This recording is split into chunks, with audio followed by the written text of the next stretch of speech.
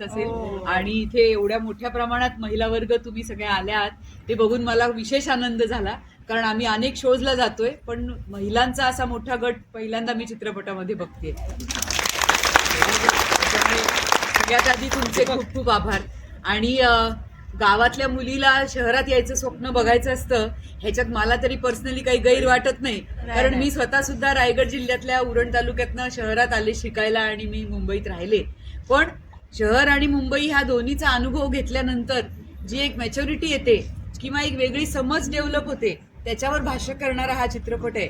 त्यामुळे गावातल्या ग्रामीण भागातल्या जिथे शिक्षण किंवा एकूणच असतं ना, म्हणजे माझ्यावर बंधनं होती, स्लीवलेस घालायचं नाही, मुलांशी बोलायचं नाही, जीन्स घालायची नाही, इथपासून ते शिक्षण नोकरी हर प्रकारच्या बंधनातनं सुटण्यासाठी नवरा ही फार महत्वाची व्यक्ती असते. कुठे लग्न होते तरच आयुष्य बदलेल, नाही तर आहे तिथेच थांबेल.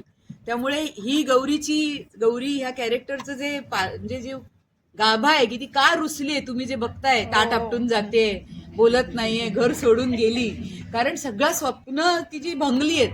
आता नवराच नाही जाणार तर मी काय करू. तर मला तिचं दुःख वैयक्तिकरित्या पटलं, जवळचं वाटलं, म्हणून मला असं वाटलं की आपण ही भूमिका करायला हवी. त्यामुळे मला वाटतं माझ्यासारखंच तुमच्यापैकी बहुतेक जणांना हे कळत असेल की गौरी का चिडली एवढी, है ना. आडनाव लिहित नाही तोपर्यंत मला मुंबईत घेऊन जात नाही.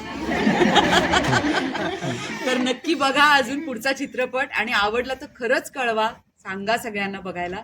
कारण तुमच्या आशीर्वादाची आम्हाला नितांत गरज आहे. मराठी चित्रपट एका वेळेला 3-3, 4-4 रिलीज झालेत आणि सगळ्या कलाकारांना असंच वाटतं की आपला चित्रपट जास्तीत जास्त लोकांनी बघावा, तो त्यांच्यापर्यंत पोहोचावा आणि तुमच्यापर्यंत तो पोहोचावा यासाठी आम्ही अहोरात्र काम करतोय.